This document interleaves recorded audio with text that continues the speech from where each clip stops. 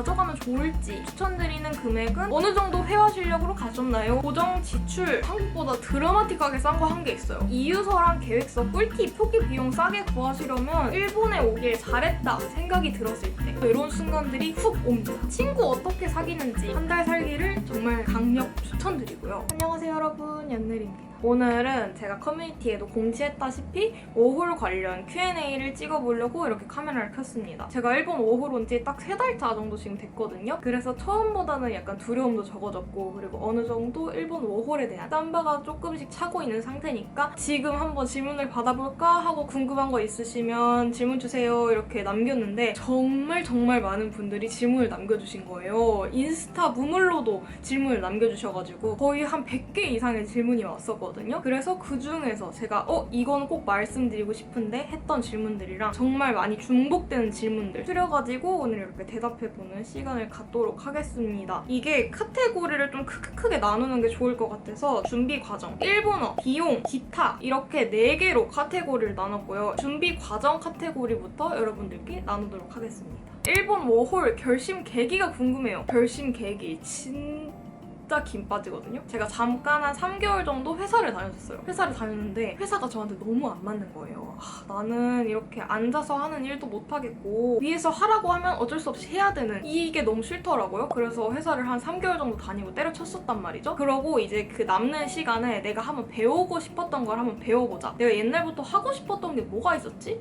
막 이렇게 생각을 해보니까 중학교, 고등학교 이럴 때 되게 일본 드라마 좋아하는 애 한 명쯤 있죠. 그게 약간 저였어요. 일본 로맨스 드라마 막 말도 안 되는 거, 장난스러운 키스 이런 거 있죠. 그런 거 보면서 컸던 아이거든요. 그래가지고 맞아, 내가 일본 드라마 같은 걸 좀 좋아했는데? 이런 생각이 드는 거예요. 그리고 제가 그 회사를 다니기 바로 전 직장이 무인양품이었거든요. 그러면서 되게 일본, 그리고 일본 옷에 대한 관심이 엄청 기하급수적으로 팍 늘었어요. 퇴사를 하고 나서 내가 뭘 하고 싶지? 이렇게 고민을 했을 때 옷 쪽으로 일본 가서 배워보고 싶다 이런 생각이 커졌던 거예요. 그럼 내가 해야 될 게 뭐가 있지? 이렇게 생각을 해봤을 때 일본어를 배워야겠다 이런 생각이 든 거죠. 그래서 일본어 학원을 다니기 시작합니다. 2달 정도 다녔을 때쯤 거기 같이 등록을 했던 언니가 있었어요. 그 언니는 자기는 워홀을 가려고 일본어 공부를 한다는 거예요. 그래서 그때 처음으로 워홀이란 제도가 있지 싶은 거예요. 워홀을 가려면 어떻게 해야 돼 언니? 이렇게 물어봤는데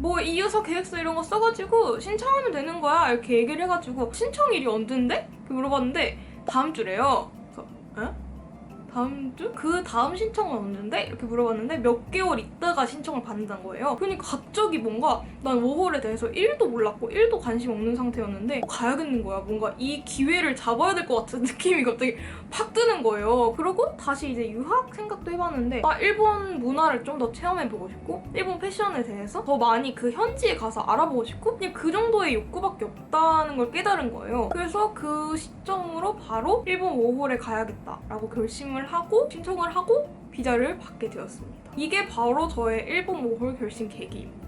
정말 어이없죠? 첫 번째 질문으로 너무 시간을 끌었네요. 그러면 이제 두 번째 질문. 왜 도쿄로 가시게 되셨나요? 저는 오사카는 한번 가봤었는데 도쿄는 한 번도 가본 적이 없었단 말이죠. 그래서 막연하게 도쿄가 좀 궁금했고 오사카랑 도쿄의 그 장단점을 비교를 해봤을 때 도쿄라고 생각을 해보면은 제가 정말 궁금하게 생각했던 일본인들의 패션 이런 거를 딱 볼 수 있는 곳이 도쿄라고 생각을 했고 한국에서 서울이 주는 그 무게감처럼 도쿄라는 그 이미지도 굉장히 크다고 생각을 했거든요. 1년밖에 살지 못하는 거 도쿄에서 사는 것도 나쁘지 않지 않을까? 라는 생각을 했고 근데 이제 오사카랑 약간 고민을 했던 건 뭐냐면 오사카가 도쿄보다 현저히 야층이 낮잖아요. 거의 한 2만 엔 정도씩은 저렴한 것 같은데 저는 오사카 벤을 알아들을 자신이 없었습니다. 일본어도 잘 못하는데 오사카 벤? 내가 이거를 알아들을 수 있을까? 현지에서 생활을 할 수 있을까? 라는 그런 두려움이 좀 커가지고 도쿄로 결정을 하게 되었고요. 근데 지금 다시 생각을 해보니까 내가 도쿄에서는 과연 이 사람들의 말을 100% 잘 이해하고 있나?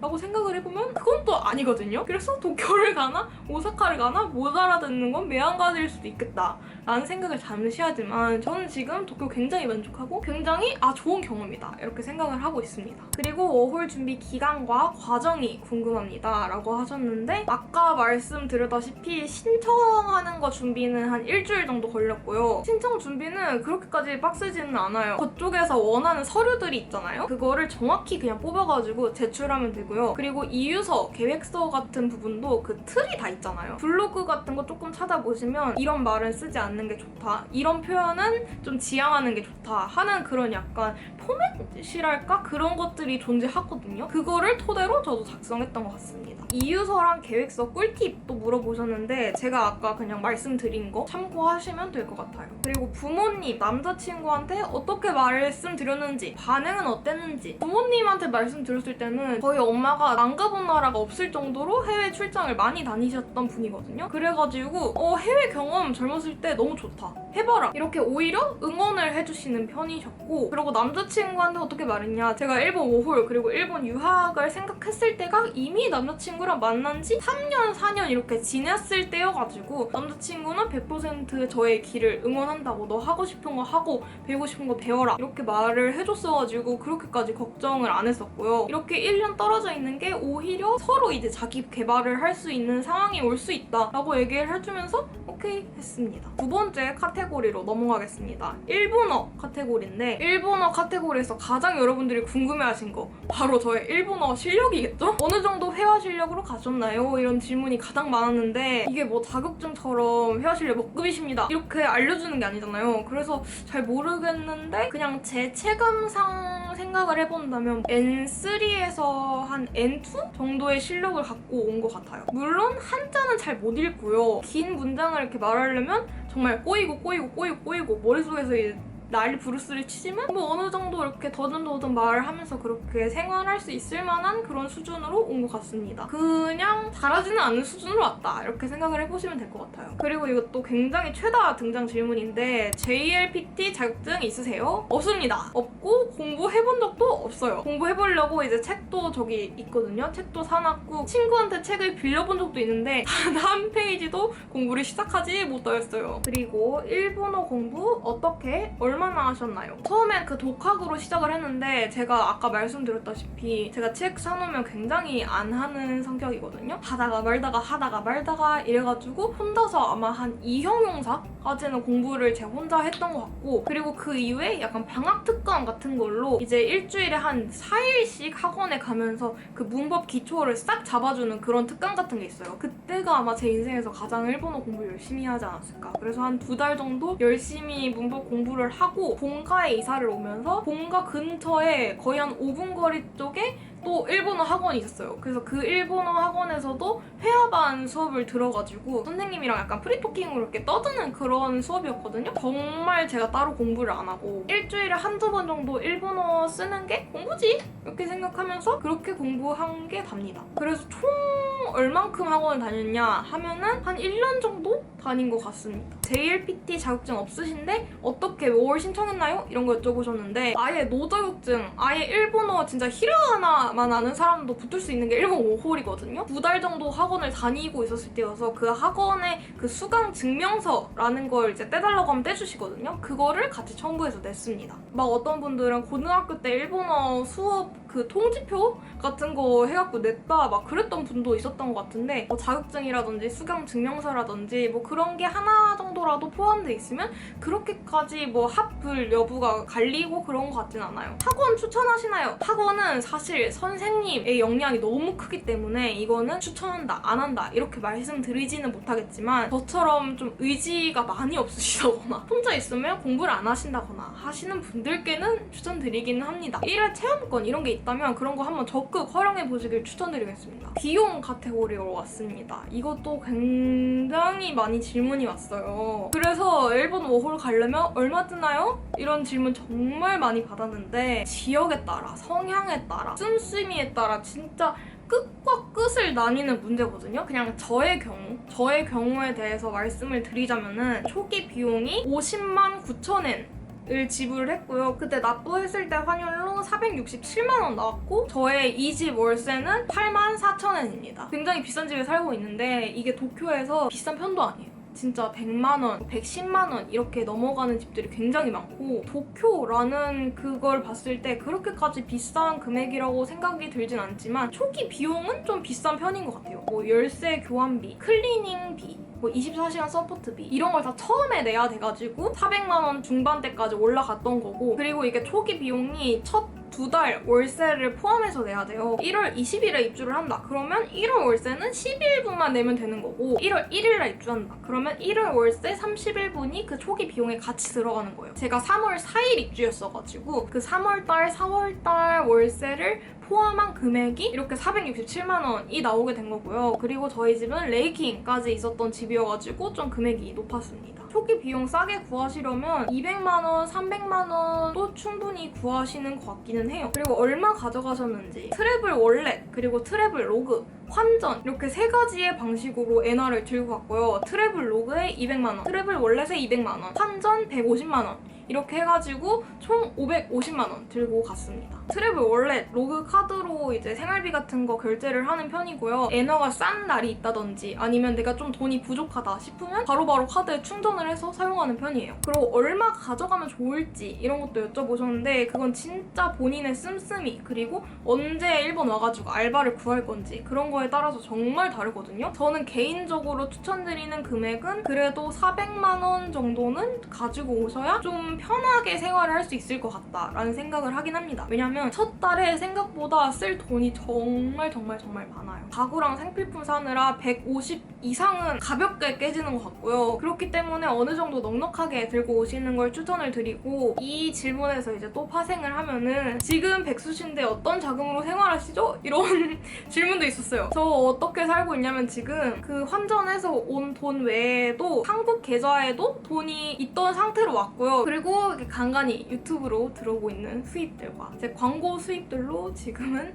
살고 있습니다. 허리띠를 졸라 매고 있거든요. 그래서 이 유튜브가 조금 더 잘 되기를 저는 굉장히 비는 마음입니다. 끝까지 시청해주시길 바랍니다. 어쨌든 저는 이렇게 살아가고 있어요. 그리고 일본의 체감 물가가 어떤가요? 확실히 일본을 여행으로 오는 거랑 현지에서 이렇게 생활을 하는 거랑 피부로 와닿는 게 다르더라고요. 막상 살아보니까 그렇게 물가가 비싸다고 느껴지지 않습니다. 오히려 장바구니 물가 같은 경우엔 한국보다 훨씬 더 싸게 느껴져요. 야채라든지 우유라든지 계란이라든지 빵이라든지 이런 장바구니 물가들 있죠. 그거는 확실히 싸요. 외식 같은 것도 사실 여행 오면 비싼 것만 먹잖아요. 막 2만 원짜리, 3만 원짜리 하고 그런 걸 먹으니까 좀 비싸다고 느껴지는 건데 일본은 확실히 중저가? 아니 중저가도 아니야. 초저가? 그런 체인점들이 굉장히 많아요. 우리나라는 요즘 김밥 천국, 막 국수나무, 얌생김밥 이런 데 가도 7,000원, 8,000원 그냥 기본으로 나오잖아요. 뭐 세트 같은 거 시키면 10,000원 훌쩍 넘는 그런 물가인데 여기는 스키야, 마츠야, 가스토, 사이제리야 뭐 이런 곳들은 그냥 싸게 먹으면 6,000원 이렇게도 먹을 수 있습니다. 제가 마츠야에서 먹는 규동이 400엔이에요. 편의점 도시락 같은 거 진짜 잘 돼 있고 진짜 맛있는데 한 418엔, 520엔 이 정도밖에 안 하니까 확실히 저렴하게 한 끼 해결하기에는 너무 좋은 곳들이 많다. 그리고 한국보다 드라마틱하게 싼 거 한 게 있어요. 뭐냐면 바로 빵! 한국 요즘 빵값이 진짜 미쳤잖아요. 조그만 거 하나에도 5,000원, 7,000원 막 이런 시대인데 일본 빵집에서 막 엄청 비싸봤자 4,000원, 5,000원? 그래서 저 같은 빵순이들은 아주 횡재를 부르는 거죠. 근데 반대로 교통비라든지 뭐 문화, 서비스 비용 같은 거는 굉장히 높다고 하더라고요. 교통비는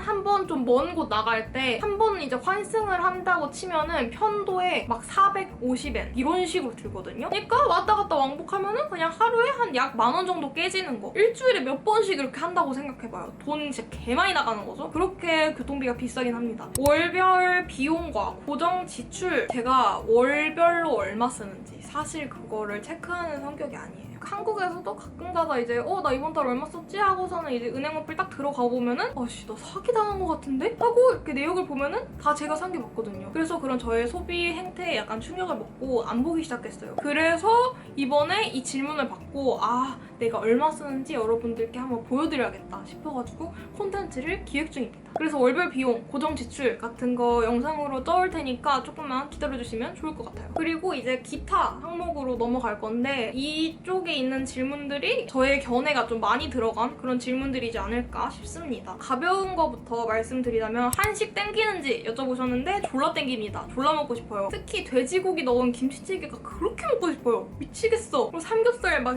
구워 먹고 싶고. 그리고 친구 어떻게 사귀는지 여쭤보셨는데 저도 모르겠거든요. 혹시 알게 된다면 댓글로 작성 부탁드립니다. 보통은 이제 알바처에서 많이 사귀시는 것 같고 뭐 이자카야에서 말을 걸어서 사귀거나 뭐 그런 것 같은데 저는 아직 알바를 하지 않고 있고 이자카야에서 가끔 뭔가 이렇게 말을 하시면 말을 하긴 하는데 친구까지 발전된 적은 없는 것 같아요. 그리고 외로운지 이걸 또 말하려면 좀 길긴 한데 사실 저의 성향이 외로움을 굉장히 안 타요. 20살 때 학교 앞에서 처음으로 연구 없이 혼자 자취를 할 때 하나도 안 외로웠거든요. 그냥 신났어요. 그래서 제가 일본에서 5호를 해도 절대 외로울 일은 없을 거다라고 생각을 했는데 타국과 타지는 다르더라고요. 가끔 이제 쇼핑을 하러 나간다거나 아니면 카페에 편집을 하러 나간다거나 하지 않으면 보통 집에서 촬영을 하고 편집을 하거든요. 그러면 가끔 가다 외로운 순간들이 훅 옵니다. 훅 치고 들어와요. 전 이런 생각이 들 때 이렇게 생각을 해요. 인간이 원래 외롭지. 지금까지 너는 운이 좋았던 거야. 이렇게 본인을 이렇게 타이르면 아 맞아. 인간은 원래 외롭지. 다들 이렇게 외롭게 살고 있을 거야. 라는 생각이 들면서 조금 마음의 위안이 됩니다. 그렇다고 맨날 외롭고 맨날 힘들고 그런 건 아니에요. 저는 오히려 이렇게 낯선 땅에 저 혼자 덜렁 남겨져 있을 경험이 인생에서 별로 없다고 생각하거든요. 다시 제가 한국에 가서 일을 하고 뭘 하고 하면은 사람들이랑 매일매일 부딪히면서 살아야 되고 결혼을 하고 애를 낳고 하면은 나 혼자 있고 싶어도 고독을 즐기고 싶어도 고독을 즐기지 못하는 날이 분명히 있을 거란 말이죠. 그러다 보니까 이렇게 사는 것도 경험이고 내가 배워가는 점도 무조건 있을 것이다 라고 생각하면서 그냥 강하게 살아가는 편입니다. 그리고 일본에 오길 잘했다 생각이 들었을 때 뭐 되게 많이 있지만 일단 가벼운 거부터 말씀을 드리자면은 내가 혼자 할 수 있는 게 많아졌다고 느꼈을 때 한국에서는 사실 나를 알아보는 사람이 있던 알아보는 사람이 없던 약간 뭔가를 할 때 되게 눈치가 많이 보이는 순간이 있더라고요. 핸드폰으로 브이로그 이렇게 찍으면서 걸어 다니는 것 약간 눈치 보이고 나 혼자 술집 가서 술을 먹는 거 해본 적도 없고 도전해볼 생각도 해본 적 없어요. 아 남의 눈치를 안 보는 듯 하면서도 굉장히 많이 보고 있구나 라는 생각이 이렇게 들더라고요. 근데 일본에 오니까 내가 평생 만나지 않을 수 있는 사람들이 다 지천에 깔려 있는 거잖아요. 그러다 보니까 다른 사람의 눈치를 보지 않고 혼자서도 할 수 있는 것들이 많이 생겨났다. 그리고 다음 순간은 제 유튜브가 조금 성장해서 오길 잘했다 라는 생각이 듭니다. 한국에서도 이제 비슷하게 브이로그도 했고 뭐 패션 콘텐츠도 했고 쇼츠도 했고 했는데 일본 오고 나서 저의 유튜브 채널도 많이 성장했고 그리고 저를 알아봐 주시는 분들이 많아진 것에 너무 감사하고 그렇다 보니 잘 왔다 라는 생각이 들기는 합니다. 그래서 남은 이 기간 동안도 더 열심히 유튜브 할 거고요. 한국 돌아가서도 더 열심히 할 거니까 지켜봐 주시면 정말 감사하겠습니다. 그리고 워홀 이후에 어떻게 살고 싶은지 이게 산다는 것이 저의 삶, 가치관 이런 거를 말씀을 하시는 건지 아니면 뭐 직업적으로 커리어적으로 뭐 이루고 싶고 취업을 어떻게 하고 싶고 뭐 이런 거를 여쭤보신 건지는 모르겠지만 그렇게 거창하고 큰 미래 계획 같은 건 없고요. 취직을 한다면 저는 이렇게 콘텐츠 만들고 콘텐츠 찍고 제작하고 편집하고 이런 걸 굉장히 좋아하기 때문에 콘텐츠 마케터 같은 거 하면은 잘 할 수 있지 않을까 싶습니다. 가서 생각을 해봐야겠죠. 한국 가서. 그리고 마지막 질문인데 한 달 살기 vs 5홀 뭘 더 추천하시나요? 이것도 개인의 성향 그리고 자금 뭐 이런 거에 따라서 누구에게는 5홀이 훨씬 잘 맞는 제도 누구에게는 한 달 살기만 해도 충분한 사람 이렇게 나눌 수 있을 것 같은데 그냥 제 생각으로 말씀을 드리면은 내가 일본 여행을 갔어. 근데 집 가는 게 너무 싫어. 한국 가기가 싫어. 일본 너무 좋고 이 4박 5일 너무 아쉬워. 여기 카페도 가보고 싶었고 여기 음식점도 가보고 싶었고 이 일본 길거리 너무 좋아. 다 내 취향이야. 나 여기 살고 싶어. 이런 마음으로 오시는 거면 한 달 살기를 정말 강력 추천드리고요. 왜냐하면은 워홀을 하면은 그런 곳들을 다 갈 수가 없어요. 뭐 여행에서 온 것처럼 그렇게까지 투자를 하면서 살 수가 없어요. 이런 식으로 한 달 살기는 카테고리 자체를 여행으로 생각을 하고 오셔야 될 것 같고 워홀이라는 거는 정말 현지에서 생활이라는 거에 초점을 맞춰서 오셔야 될 것 같거든요. 내가 혼자서 타국에 남겨져서 혼자 살아간다, 살아남는다. 이것도 어느 정도의 그 워홀의 목적이라고 생각을 하긴 하거든요. 그래서 내가 자립심도 키우고 싶고 용기도 키우고 싶고 그러신 분들이라면 5홀 충분히 추천. 본인이 어떤 것을 추구하는지 그거 잘 생각해보시고 오시면 될 것 같아요. 이렇게 대답해드리면서 오늘 Q&A 마치도록 하겠습니다. 진짜 오래 얘기를 했거든요. 지금 거의 1시간 정도 촬영을 한 것 같은데 이거 편집하면 길이가 얼마나 나올지 모르겠어요. 나 너무 두렵거든요. 그래도 오늘 Q&A로 여러분들의 궁금증이 조금 풀리셨길 바라고 오늘 영상이 여러분들께 꼭 도움이 됐으면 좋겠습니다. 많이 질문 남겨주신 여러분들 정말 감사하고요. 오늘 영상은 여기서 마무리 짓도록 하겠습니다. 오늘도 시청해주셔서 정말 감사드리고 우리는 다음에 다른 영상으로 또 만나요. 안녕.